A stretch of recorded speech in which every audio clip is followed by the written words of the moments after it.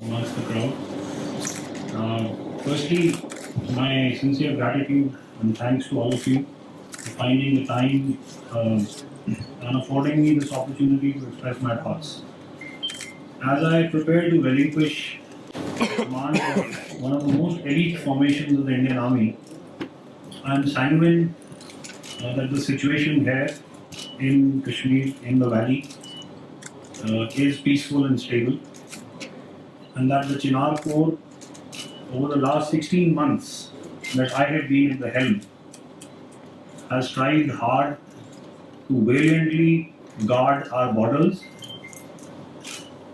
nix and negate numerous attempts at infiltration by inimical elements, while also simultaneously prosecuting a very robust and successful counter-terrorist campaign within the Kashmir Valley.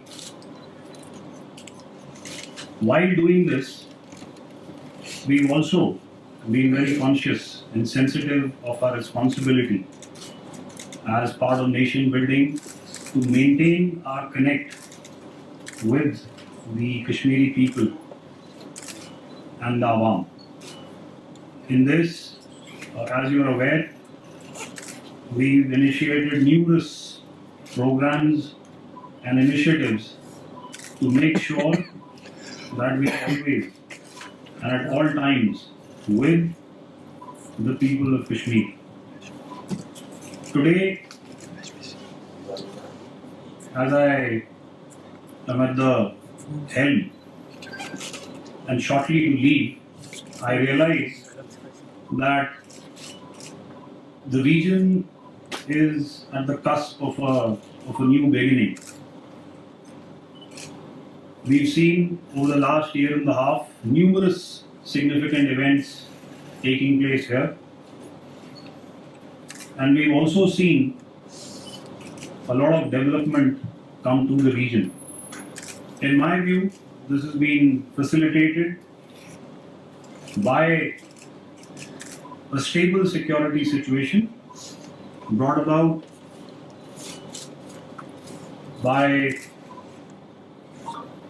very, very significant efforts that have been put in by the Chinar Corps and its sister agencies and organizations such as the Jammu and Kashmir Police, the CAPFs that are deployed here, and numerous other security agencies. So therefore, as I leave, I wish the Kashmiri people the very best, and I'm quite certain and confident that they will embrace the numerous opportunities that lie ahead of them. Thank you, and I'll now leave it open to all of you to throw your questions and queries. Security forces in Jammu and Kashmir being GOC-54, what's your assessment? And then there's a debate going on this recruitment as well as the ugly way is concerned. What's your take on it? So, as I see it, you're asking me two separate questions. One is first, so what is our biggest security challenge? I think, like I've said, the security situation in the state, as I see it, for the better part of the last 2 years, has been very, very peaceful and stable. So therefore, if you look at all the parameters against which you weigh such a situation, they've all been down. Terrorism today is largely fueled from across the borders. I think that much is very clear. We haven't had any active recruitment, as I see it, over the last year and a half. The numbers last year were down to a dozen, I think, across the year, and this year they are almost next to nil. So therefore, if you see another violence parameters in terms of atrocities committed by terrorists, I think if you even look at the 4 or 5 incidents that we've had in the valley this year, softer targets have been picked, where it's easy for even untrained personnel, maybe wielding a pistol or a smaller weapon to carry out such an atrocity. But the numbers are almost negligible. if you see terrorist-initiated incidents, and I'm speaking within the valley, they've again been far and few in between. So therefore, now what is the challenge? The challenge is to be able to maintain this situation. You know, in my view, Kashmir has had a good year, just as it did last year. But we need a few more good years like this for the peace to be enduring and lasting. And that, I feel, is the biggest challenge of the security forces, to be able to keep the situation the way it is today. About your second question, the recruitment of the Agniveers, I know a lot has been said and written about this. But, you know, if you heard our Chief of Army Staff speaking, numerous other, you know, veterans and other experts speaking, I think you need to give any initiative a little bit of time for it to mature and become better. And I think as far as the Agniveer recruitment scheme is concerned, it is at that stage where it is metamorphosing. And I'm quite certain, you know, the way we've embraced numerous other initiatives in the past, that the armed forces will be able to make it successful. You know, I said right at the outset that we are very conscious of our responsibility as far as nation building is concerned. We premise our outreach to the Kashmiri people and the Awam on certain pillars. And let me spell these out. You know, the first one is education, the second is the youths, third is women, the fourth is promoting culture. So if I was to quickly just run through each of these pillars, you know, as far as education is concerned, you are aware that we've spearheaded many pioneering schemes. You know, we've got 28 Army rural schools that are spread across the valley, and I feel that through these, you know, we can shape the personalities of young children and make them realize as to what is good for them, what are the opportunities that lie ahead of them, and how, you know, they can realize these. You heard of the JKSSS, where we sponsored as many as 900 students. We've invested about 37 crores over the last 3 years, and this will continue because most of these students are going to colleges and universities that have been carefully and deliberately identified and picked, and you know, the students are in 4-year programs that they are attending. You heard of the Super 50, which trains and prepares students for stringent exams such as the NEET, IITs and the IIMs, and we are providing them the wherewithal and the necessary preparation that can prepare them for the very, very tough competition that is obviously there in these exams. Asif, आपके सवाल का जो पहला हिस्सा है कि infiltration और line of control के उस पार क्या इंफ्रास्ट्रक्चर है, कम हुआ है पहले से, तो बेशक जैसे आपने कहा, यहाँ पे काउंटर इन्फिल्ट्रेशन ग्रिड स्ट्रॉन्ग है.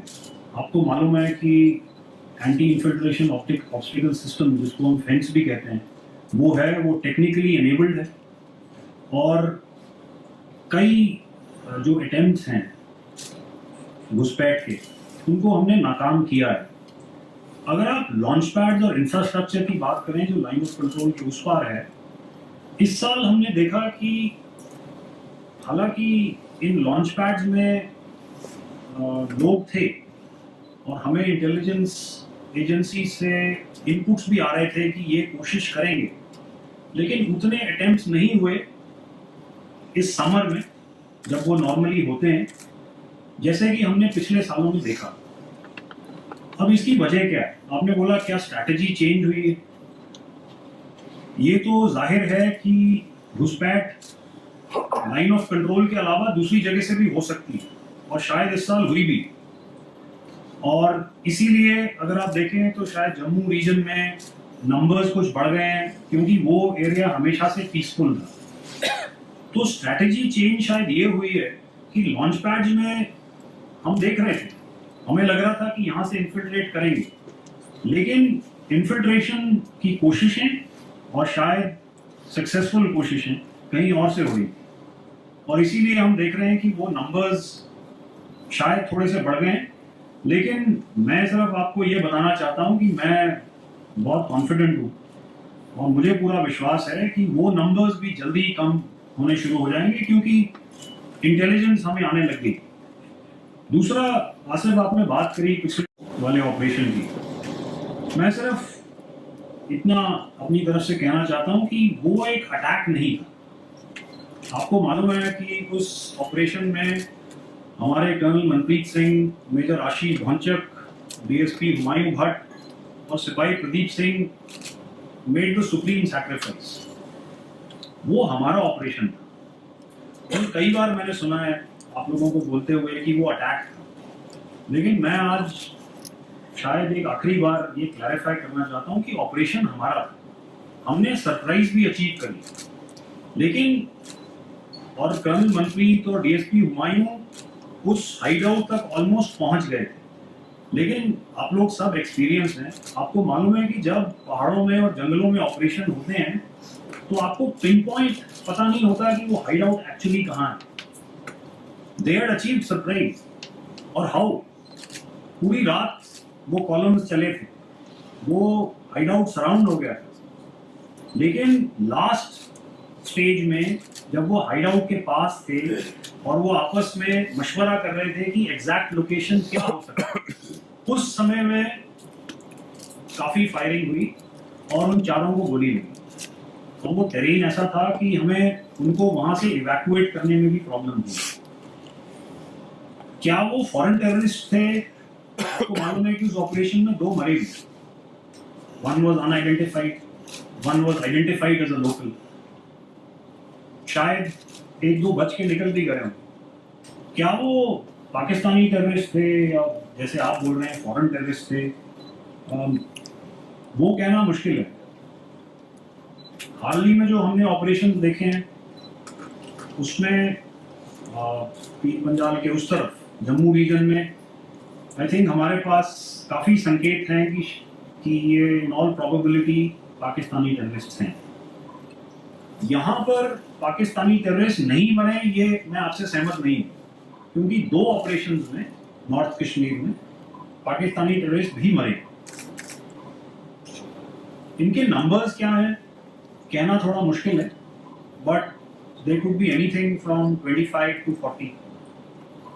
ज़्यादा बड़ा नंबर नहीं है, लेकिन अगर एक एरिया पीसफुल है, स्टेबल है, और उसमें सडनली इतने आप आतंकवादियों को ऐड कर दो तो थोड़ा समय लगता है जो काउंटर टेररिस्ट ग्रिड है उसको मैच्योर होने।